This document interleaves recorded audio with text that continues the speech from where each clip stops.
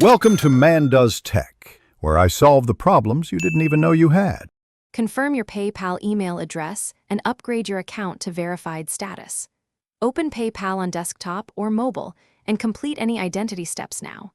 Install and sign into the Gcash app with a verified mobile number. Update your Gcash account profile and complete KYC verification with one valid ID. Have one valid ID, a linked card, or bank account ready for verification steps. These preparations prevent holds and let transfers process smoothly without delays. Open PayPal and choose Wallet, then link a bank to start linking. Select the option to add a local Philippines bank or alternative and look for Gcash if listed. Enter Gcash bank details found in the Gcash app exactly as shown to avoid mismatches. PayPal will send 2 small deposits to your linked Gcash account for confirmation.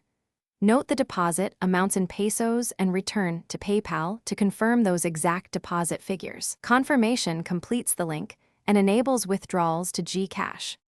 Confirm the 2 small deposits in PayPal to finalize the Gcash link. Navigate to Wallet, then choose Withdraw and select your newly linked Gcash account. Enter the amount you want to move, keeping in mind any fees shown on screen.